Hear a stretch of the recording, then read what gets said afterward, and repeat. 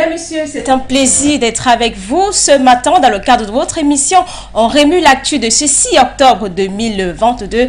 J'espère que vous allez bien. Le sujet du jour nous conduit en Éthiopie, voilà notamment la guerre du Tigré. L'Union africaine convoque une fois de plus des pourparlers de paix. Ce sera le 8 octobre prochain en Afrique du Sud.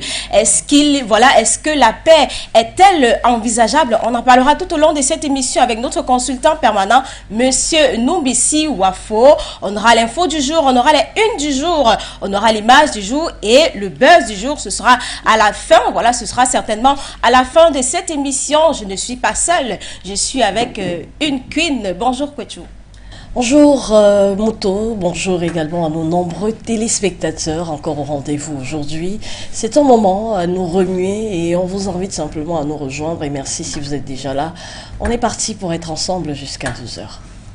On aura l'image du jour tout à l'heure avec toi. Kwechu, tu nous amèneras où? Dans quelle capitale africaine? On va aller à Accra, au Ghana, donc on est en Afrique de l'Ouest, et revenir peut-être en image sur un événement qui aura fait beaucoup de remous de ce côté, un concert pour la paix globalement au monde, et qui aura fait venir donc au Ghana une star américaine de la chanson et qui aura créé tout un remous donc dans la capitale du Ghana. On aura l'occasion donc de vous proposer ces images. Voilà, j'ai hâte de découvrir. Ce sera tout à l'heure. À présent, intéressons-nous à l'essentiel de ce que vous êtes censé savoir, le sujet du jour.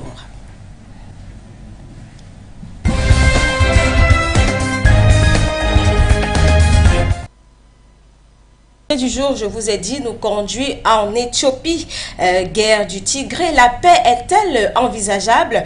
Une lueur d'espoir apparaît une fois de plus après 2 ans de conflit dans le Tigré en Éthiopie. Le gouvernement éthiopien a annoncé dans un communiqué avoir répondu favorablement à l'invitation de l'Union africaine à des prochains pourparlers de paix le 8 octobre prochain en Afrique du Sud avec les rebelles de la région du Tigré. Après 5 mois de trêve qui avaient laissé entrevoir des espoirs de négociations de paix, les combats ont repris le 24 août dernier dans le nord de l'Éthiopie entre les rebelles tigréens et l'armée fédérale éthiopienne, épaulée par les forces des régions frontalières du Tigré et par celles de l'Érythrée.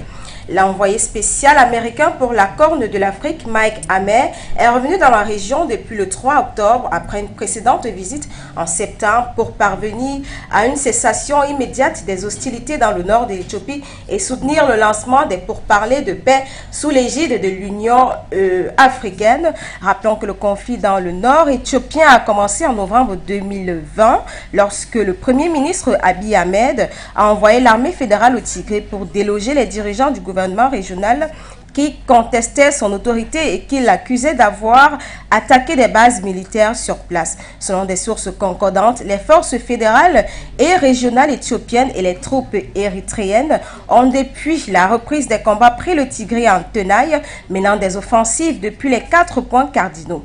En septembre dernier, l'armée de l'Érythrée a franchi les quelques 500 km de frontières séparant le pays du nord du Tigré, mais a peu progressé et les positions sur le terrain ont peu bougé ces dernières semaines malgré des combats meurtriers. Le bilan de cette guerre meurtrière est inconnu, mais elle a déplacé plus de 2 millions de personnes et plongé de centaines de milliers d'Éthiopiens dans des conditions proches de la famine. Selon l'ONU, région de 6 millions d'habitants, le Tigré est en outre privé depuis plus d'1 an d'électricité, de télécommunications, de services bancaires ou de carburant et l'ONU a totalement interrompu l'acheminement de son aide humanitaire depuis la reprise des combats.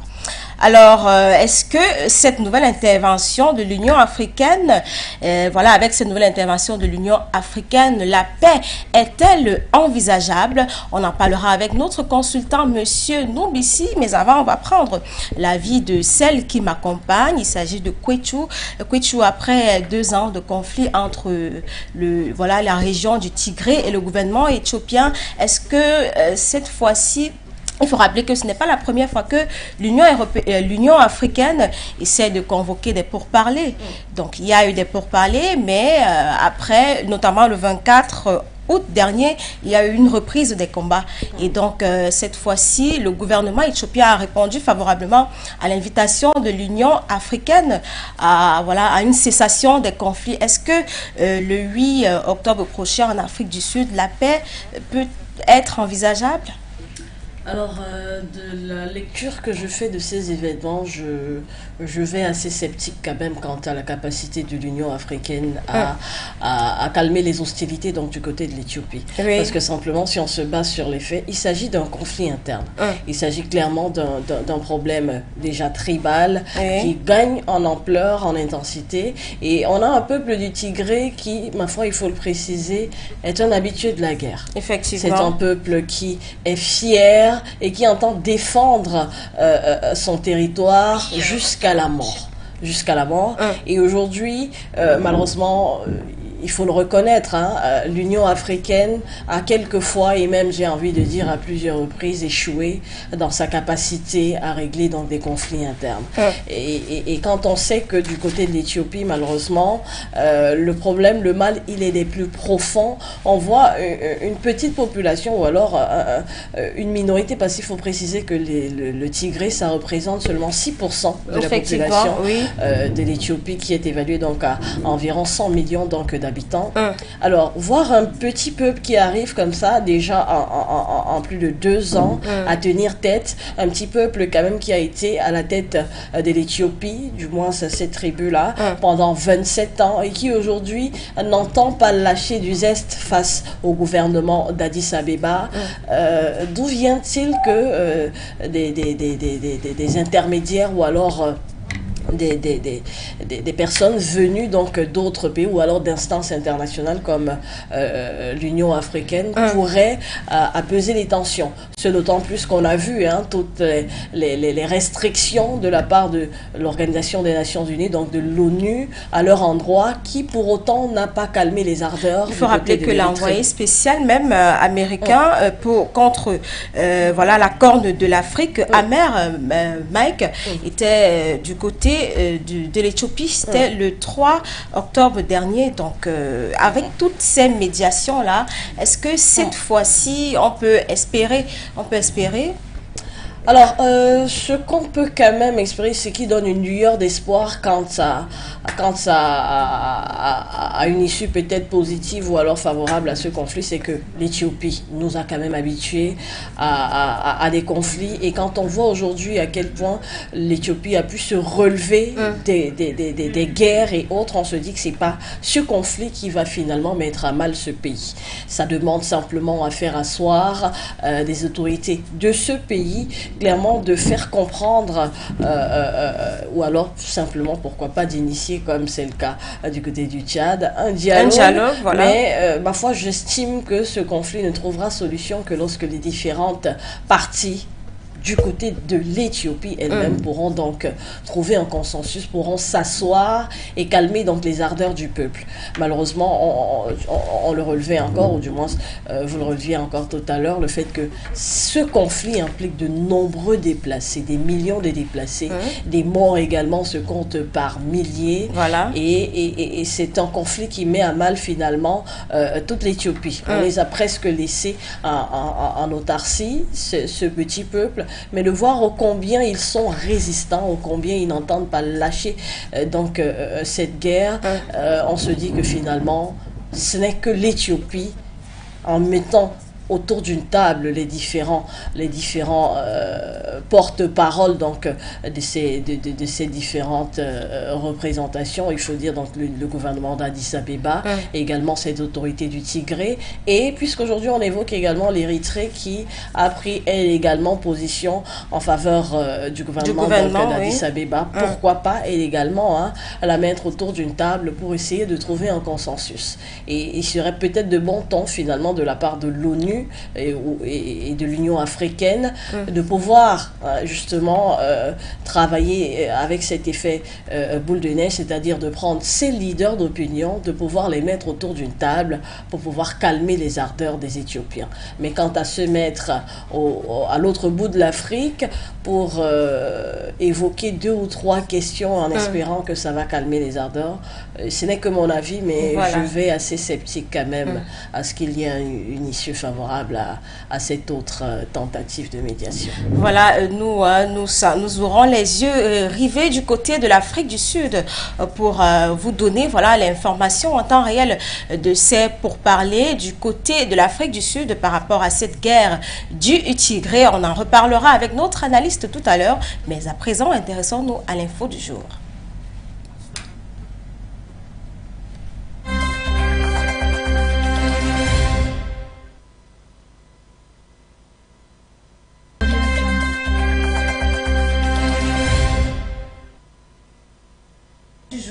C'est avec moi, bien sûr.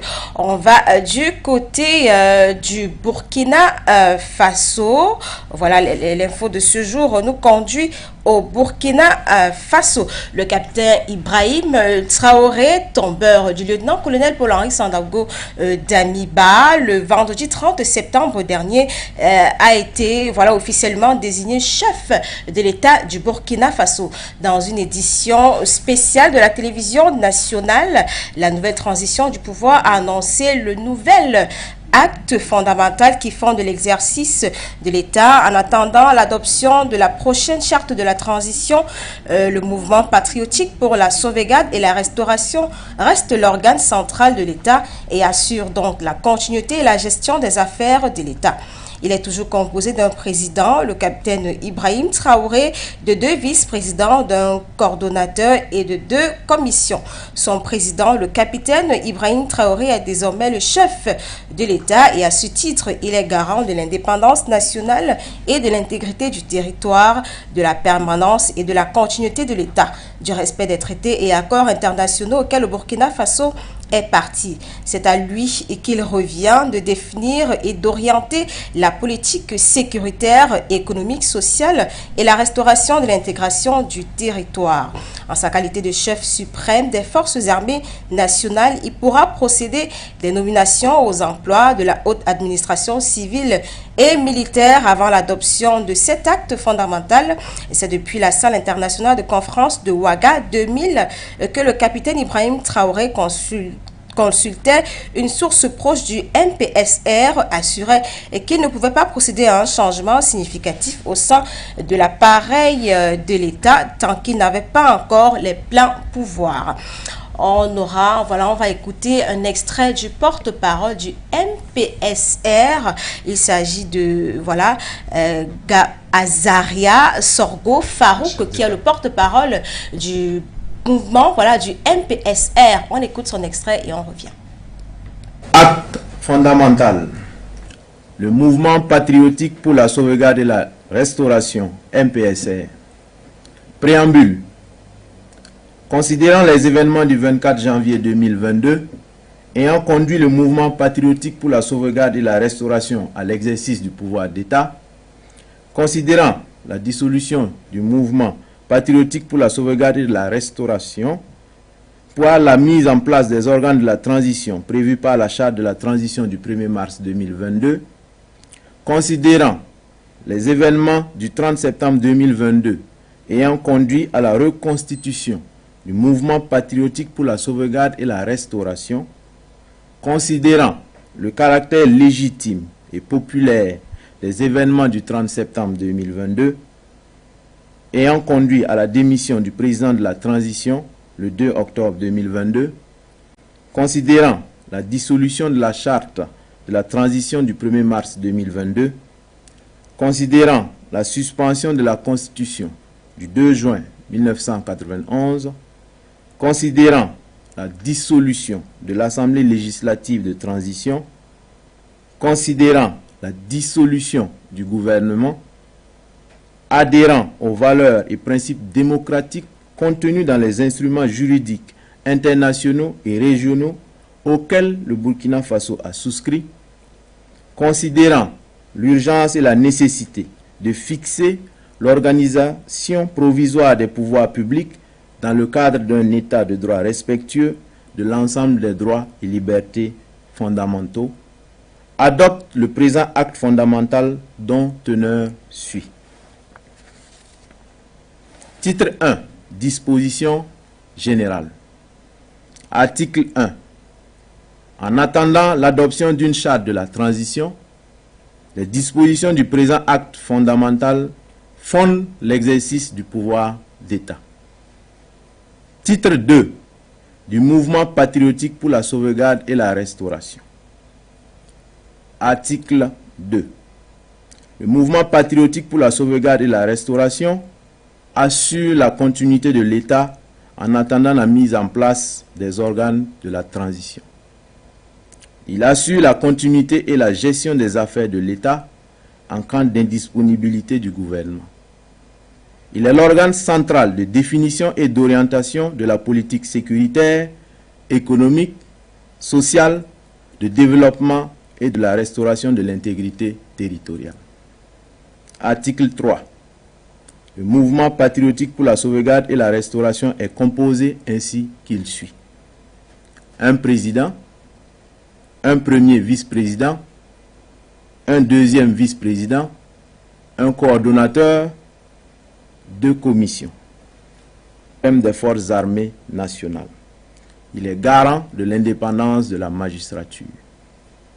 En cas d'empêchement du président, ses pouvoirs sont exercés par le premier vice-président et le cas échéant par le deuxième vice-président. Article 5. Le président du mouvement patriotique pour la sauvegarde et la restauration est garant de l'indépendance nationale, de l'intégrité du territoire, de la permanence et de la continuité de l'État, du respect des traités et accords internationaux auxquels le Burkina Faso est partie. Il fixe les grandes orientations de la politique de l'État, dispose du pouvoir réglementaire et peut légiférer par voie d'ordonnance. Il veille au fonctionnement régulier des pouvoirs publics.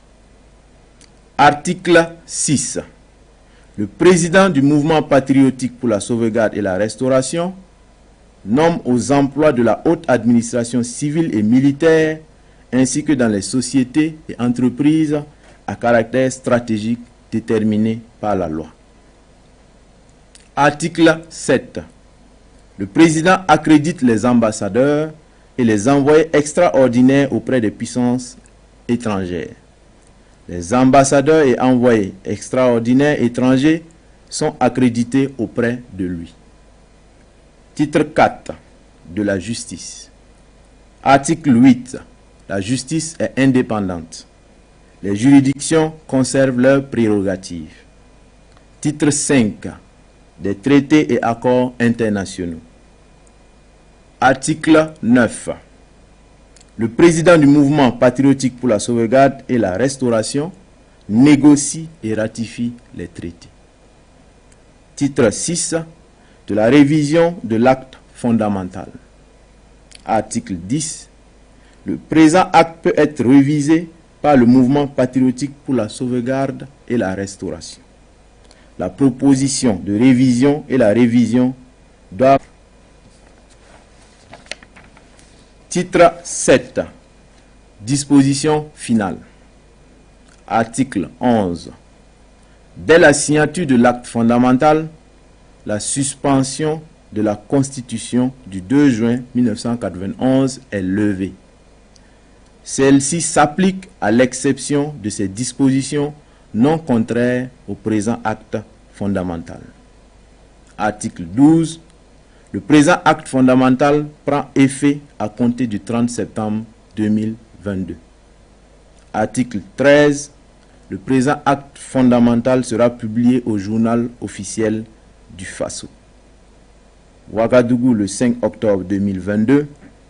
Capitaine Ibrahim Traoré, président du mouvement patriotique pour la sauvegarde et la restauration, chef de l'État. Merci à la réalisation. C'était l'extrait du discours du porte-parole du mouvement patriotique pour la sauvegarde et pour la restauration du côté du Burkina Faso, le porte-parole du nouveau président de la transition au Burkina, Ibrahim Traoré. À présent, on s'intéresse aux unes du jour avec vous, Kwetu.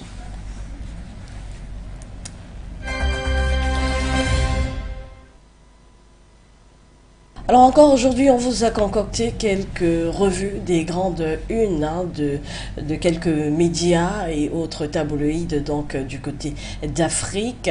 Et on commence aujourd'hui du côté du Cameroun, notamment avec l'hebdomadaire Forum Libre, qui titre à sa une aujourd'hui: les rebelles du FACT annoncent la guerre contre Mahamat Idriss Déby, et qui donc bien sûr s'intéresse à l'actualité du côté donc du Tchad, et notamment du grand dialogue national inclusif. Alors de quoi il retourne exactement dans cet article? Simplement sur les résolutions proposées par la commission ad hoc au cours du dialogue national inclusif qui, il faut le préciser, a commencé depuis le 20 août 2022 dernier en N'Djamena. Le colonel donc Ishak qui a rejoint les rebelles du Front pour le changement et la Concorde au Tchad, en abrégé le FACT, en brousse avec plus de 300 hommes et des véhicules. Dans un message audio, il doit demander donc aux militaires ainsi que tous les Tchadiens de les rejoindre dans la lutte afin de lancer l'assaut sur N'Djamena le 8 octobre prochain. Voilà, une actualité donc à lire dans les colonnes de Forum Libre, l'hebdomadaire bilingue d'enquête camerounais. Après le Cameroun, on s'intéresse cette fois-ci à la Guinée, notamment avec le site africaguinée.com. Guinée, une trentaine de blessés dans des affrontements entre opposants et forces de l'ordre. Un article donc qui revient sur le fait qu'une trentaine de personnes ont été blessées hier, notamment donc 5 octobre à Conakry, la capitale guinéenne, dont 2 par balle, au cours d'affrontements entre forces de l'ordre et participants du principal opposant guinéen, c'est-à-dire Cellou Dalein Diallo, venu donc l'accueillir à l'aéroport. Et les faits donc sont relatés et plus précisément donc dans cet article à lire dans africaguinée.com.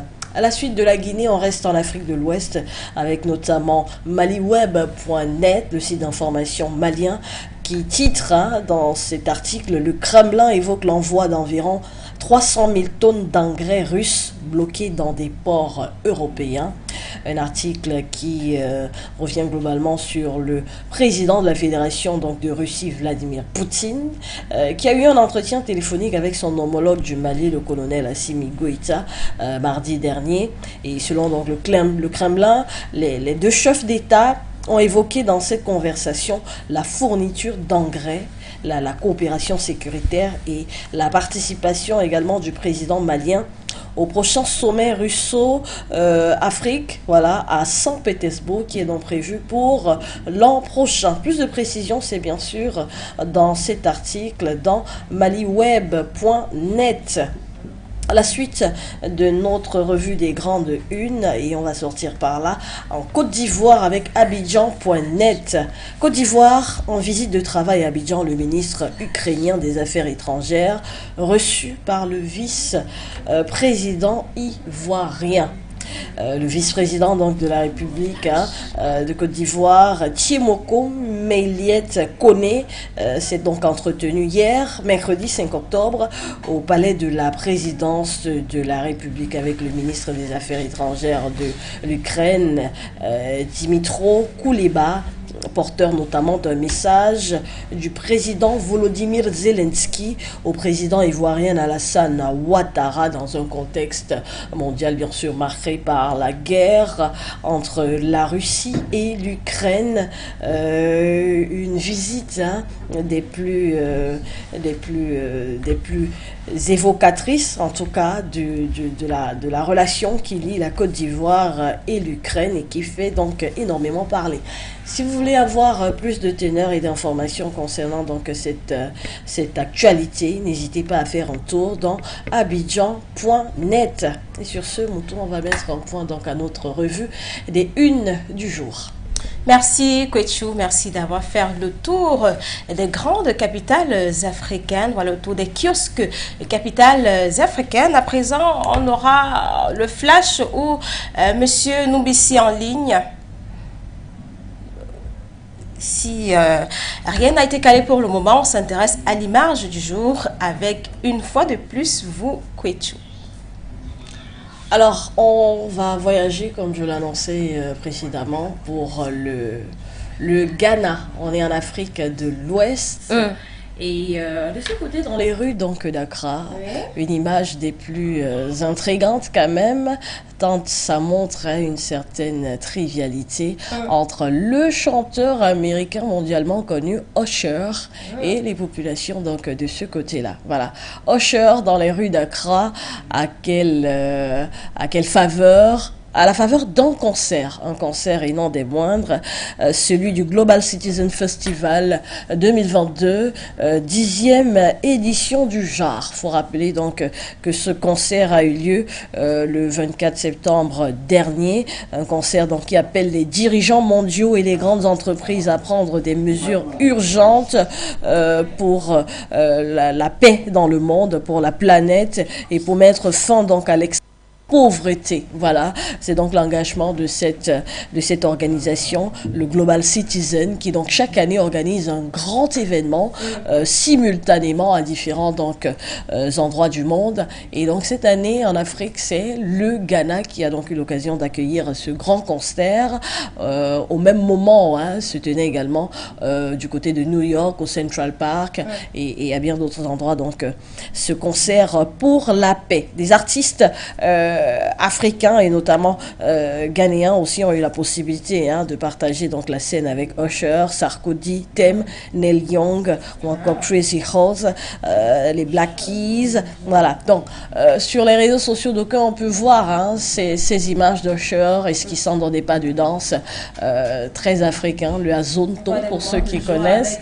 Voilà, s'en est suivi donc après le concert quelques visites donc de la part de Usher dans les artères de la ville d'Accra, notamment dans les établissements scolaires, des images qui ont permis également au ministère ghanéen du tourisme de pouvoir essayer comme ça là de profiter de cette occasion pour inviter les uns et les autres à venir visiter le Ghana, comme c'est donc le cas pour le chanteur de R&B qui s'y est senti très bien. Voilà, le Ghana, qu'il faut le préciser, est un pays d'Afrique de l'Ouest qui connaît quand même une situation des plus stables actuellement et qui entend donc inviter le monde à venir partager un peu de sa culture. Voilà, de très belles images. Voilà, c'est l'Afrique qui gagne. L'Afrique qui gagne. Voilà, merci Kwechou pour ces belles images. À présent, on s'intéresse au flash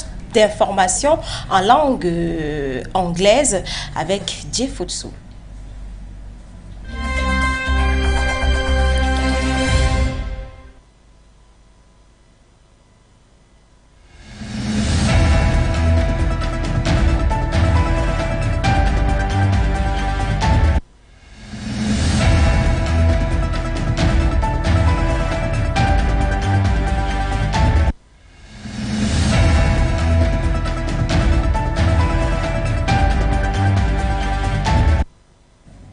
It is a great pleasure to have you this morning, ladies and gentlemen, for the fourth edition of this news brief. The Ethiopia have the yellow jersey, and we talk about the government and rebels from the country. Tigray region say they have accepted an invitation by the African Union to participate in peace talks in South Africa. The African Union invited the rival parties to negotiation aimed at ending a 2-year conflict that has left thousands of civilian dead and millions unrooted. Both sides have previously said they were prepared to participate in African Union mediated talks, but intense fighting has continued to rage across Tigray in northern region bordering Eritrea.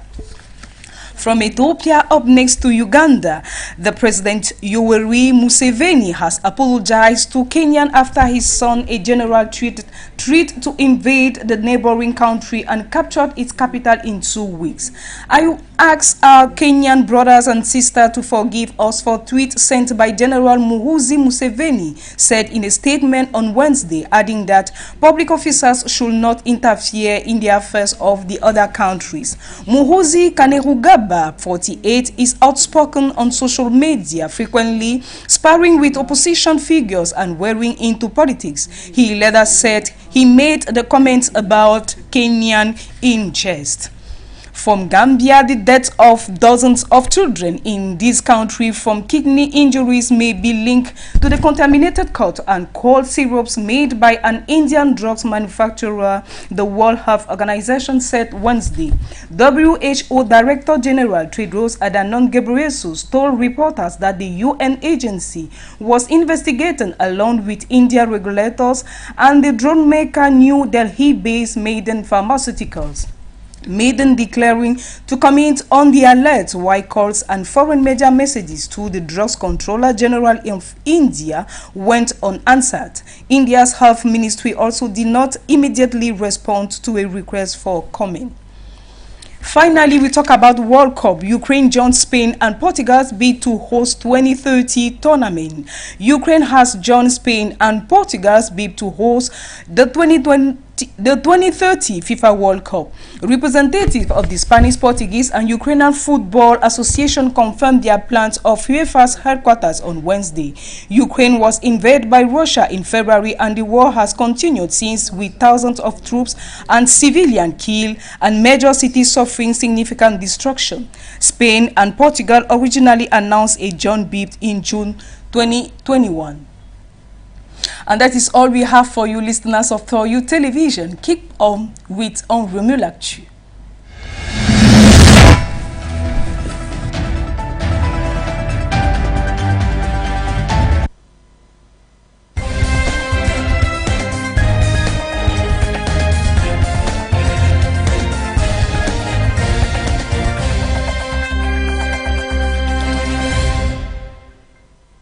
Jay Fotso pour ce flash d'informations en langue anglaise.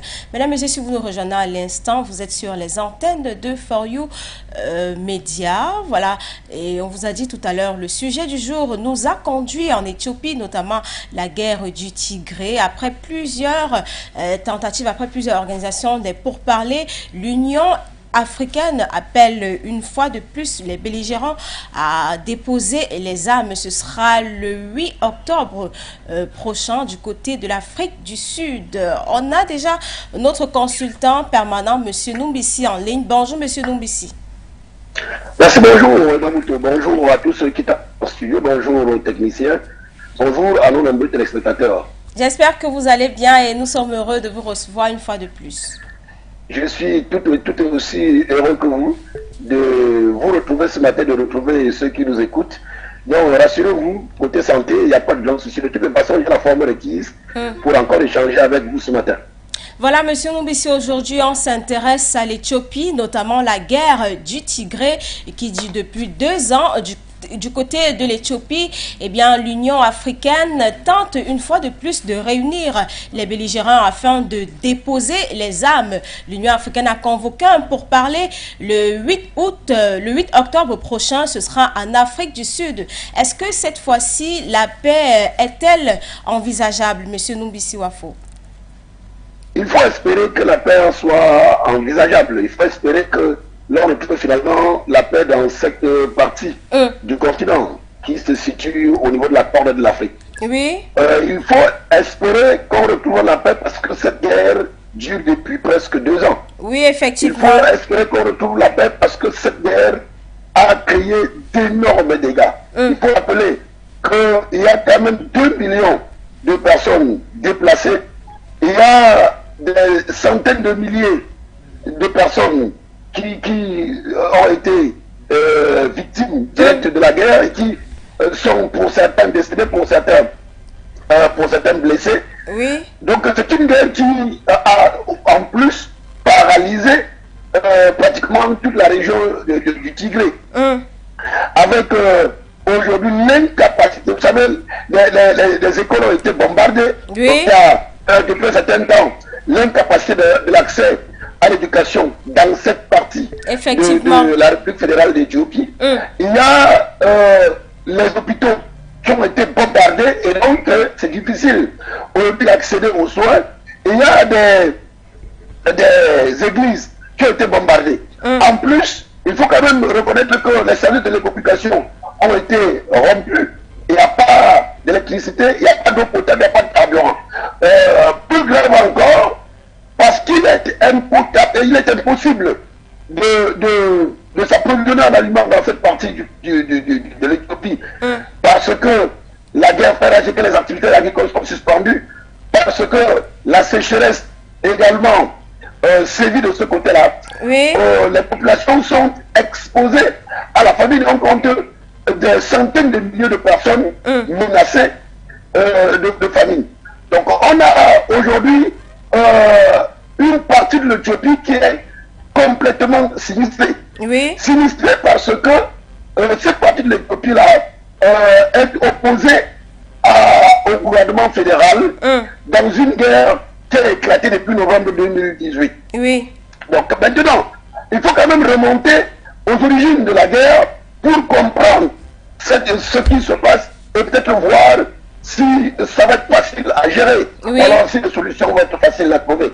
Aux origines de cette guerre, il y a quand même que les Tigréens sont expulsés, ou alors si vous voulez, sont écartés du gouvernement fédéral parce que Abiy Ahmed, qui dirige le gouvernement, estime que ce sont des personnes qui encouragent, enfin, je veux dire, les dirigeants tigréens, pour la plupart issus du Front tigréen de libération, pardon, du Front de libération du peuple tigréen, je crois que c'est abrégé LFP. LFP, oui. Je crois. Oui, LFT en abrégé, donc LFT, ce que ce front-là, dont est issu les dirigeants tigréens, encourageaient l'opposition et faisaient de la subversion contre le pouvoir central. Alors, il faut dire qu'il y a donc eu cette tension-là qui a provoqué le repli sur soi des Tigréens dans leur région, qui ont estimé avoir été marginalisés. Vous savez, les Tigréens représentent une minorité en Éthiopie qui tourne autour de 6%, 6% de la population globale. Oui. Alors, ils ont estimé qu'ils avaient été lésés, qu'ils avaient été marginalisés dans la gestion globale du pays. Et juste derrière, je crois que nous on a en 2020, il y a eu, je crois, un renvoi à 2 reprises sur le renvoi des élections globales en raison du coronavirus. Effectivement. Les Tigréens qui s'impatientaient ont, avec le contrôle du Front de libération du peuple tigréen, organisé au niveau du Tigré des élections et des élections à l'issue desquelles le Front de libération du peuple tigréen, qui au départ était un mouvement de rebelles, mais qui s'est transformé par la suite en parti politique et qui a gardé ses forces armées. Alors, ce mouvement-là remporte dans les élections qu'ils organisent, et cela ne fait pas les affaires du gouvernement fédéral qui, avec Abiy Ahmed, estime qu'il s'agit d'un gouvernement illégal, issu d'élections tout aussi illégales, suspend l'approvisionnement en ressources à partir de l'État fédéral à l'État, je veux dire à la région du Tigré, ce qui met directement les deux parties en situation de faire la guerre. Et juste après, on va donc, je veux dire, le gouvernement central, le gouvernement fédéral va accuser les responsables du LFPC, je veux dire du LFPT autant pour moi, d'avoir attaqué des bases militaires de l'État fédéral en Tigré, et vont donc ouvrir des hostilités directement. Bon, on va assister en très peu de temps à une victoire déclarée, et juste après, il y aura une contre-offensive qui va permettre à la Tigré d'occuper des régions d'Afar et d'Amara. Donc voilà ce qui va se passer Mais récemment, il y a que de façon unilatérale, le pouvoir fédéral va décréter une trêve pour permettre l'acheminement de l'aide humanitaire. C'est quand même assez compliqué. Je rappelle que c'est une guerre qui se fait fortement dans le secret parce que l'aide humanitaire a de la peine à accéder aux zones sinistrées. Il y a que les journalistes eux-mêmes ne peuvent pas vivre et avoir des informations directes sur le terrain des opérations. Donc, en mars, donc, le gouvernement fédéral va donc décider de manière unilatérale d'observer une trêve pour permettre à l'aide humanitaire d'être acheminée en direction des régions sinistrées. Et évidemment, cette trêve va être observée, suivie par les Tigréens, par les responsables du Tigré.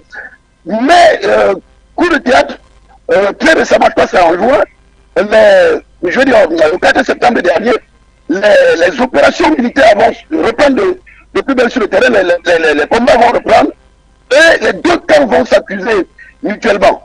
Je dois dire que c'est là-dessus qu'interviennent l'organisation internationale, et notamment l'ONU, et je crois, lui a pour appeler à des pourparlers qui débouchent sur la paix. Donc nous disons que pour ce pays qui est un pays important, je peux ça me dire, très très important dans la Corne de l'Afrique, en raison de sa position et de sa taille, il n'est pas bon que la guerre continue. Vous savez, le gouvernement fédéral éthiopien est soutenu par l'Érythrée et la Somalie, et le front de libération du peuple du Tigré est soutenu par le Soudan. Donc ce conflit peut facilement dégénérer en turbulence sous-régionale avec des conséquences encore plus lourdes. Donc il y a intérêt pour le Tigré, il y a intérêt pour l'Éthiopie, il y a intérêt pour toute la sous-région d'Afrique centrale, je veux dire d'Afrique de l'Est, de la Corne de l'Afrique, que des solutions appropriées soient retrouvées, que la paix revienne, que les activités reprennent leur cours et que les populations retrouvent une vie normale dans cette partie du Tigré en Éthiopie. Il faut préciser que l'Éthiopie, c'est un pays qui compte quand même 10 régions autonomes, c'est une fédération qui compte 10 régions. Il faut rappeler que dans la constitution de l'Éthiopie, il y a la possibilité pour chacune des régions de solliciter et d'accéder à la souveraineté, c'est-à-dire à la sécession. Il faut préciser que l'Éthiopie est, avec la Gambie, les seuls pays en Afrique qui n'ont jamais subi de colonisation. Effectivement. Donc vous comprenez que c'est un pays qui a une histoire riche. Vous comprenez que c'est un pays qui a une place centrale dans la vie de la sous-région de l'Afrique de l'Est, et même de toute l'Afrique, parce qu'il y a quand même que le siège de l'UA se trouve de ce côté-là, à Addis Abeba. Donc compte tenu de tous ces éléments et qu'il y a des millions de personnes qui souffrent de plus en plus de cette guerre, il y a urgence à trouver une solution. Nous espérons que les belligérants vont pouvoir suivre le calibre de la paix en trouvant des solutions définitives aux différents qui les opposent. Oui, M. Nombi, c'est pour sortir. Est-ce que cet appel de l'Union africaine a une particularité? Parce que on sait que ce n'est pas la première. Et donc, il y a eu des pourparlers, mais la guerre a repris le 24 août dernier, après 5 mois de trêve. Est-ce que cette fois-ci, il y a une particularité qui peut faire en sorte que la paix revienne de ce côté-là? Bon, si on peut parler de particularité, on va seulement constater que la trêve qui a eu entre mars et septembre avait quand même donné de la place à quelques pourparlers entre les belligérants qui avaient commencé à discuter et à parler de paix. Je crois que il y a dû, enfin voilà, ils ont dû ne pas s'entendre sur un certain nombre de points pour arriver à de nouveaux escalades. Toujours est-il que la crise qui est convoquée en Afrique du Sud va sans doute revenir sur cette question-là, va sans doute s'appuyer sur des éléments obtenus lors des derniers pourparlers pour peut-être, pourquoi pas, faire avancer la cause, arriver pourquoi pas aussi à l'obtention des solutions définitives. Donc si on veut parler de quelque chose de spécial, c'est que cette autre rencontre sous l'égide de l'UA est quand même précédée par des pourparlers en interne au niveau de l'Éthiopie entre les belligérants. Oui. C'est-à-dire d'un côté les responsables du Tigré et de l'autre côté le gouvernement fédéral, Oui. pour trouver la paix. Cela veut dire qu'il y a quand même de part et d'autre des premiers signaux, de serait-ce qu'à partir de cette pourparlers qui ont eu lieu pendant la trêve, il y a des premiers signaux de ce qu'il y a une volonté de chaque côté d'arriver à la paix. Maintenant, c'est peut-être les moyens qui ne font pas consensus, mais je pense que avec l'UA, avec les médiateurs qui vont intervenir dans cette affaire, on va peut-être arriver à fumer définitivement le galion de la paix. Monsieur Wafo, juste pour sortir une petite question. Monsieur Ounubisi? Oui. Une question pour sortir, c'est Queen Kwechu. Alors, dites-moi, le fait que ce soit également un conflit interethnique avec des faits de génocide qui sont déjà évoqués ne rend pas davantage compliqué la tâche et n'implique pas qu'il faille également intégrer dans cet effort de médiation les parties tenantes justement de ces grands groupes ethniques? Oui, il faut dire qu'il y a quand même des crimes, c'est clair. Comme cela peut être imaginé clairement, il y a des crimes. Vous savez, il y a des exécutions extrajudiciaires qui ont été menées pendant toute la période de la guerre. Vous savez qu'il y a le